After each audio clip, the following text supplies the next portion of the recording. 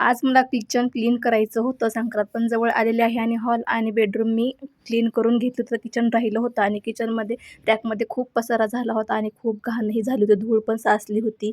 कारण की मी दसऱ्यालाच आवरत होतं, त्यानंतर मी आवरलंच नव्हतं. तर इथे सगळे भांडे घासायला काढले होते आणि सासूबाई भांडे घासतच होत्या आणि मी डब्बे पुसून घेतले स्वच्छ. आणि सासूबाईंना कितीही काम करू नका म्हटलं तरी स्वतःला काम करायचंच असतं.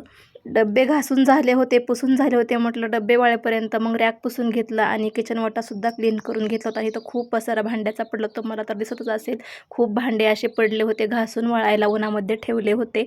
त्यानंतर मग मी भांडे वाळल्यानंतर लावून घेतले, तर असा माझा रॅकचा लूक दिसत आहे.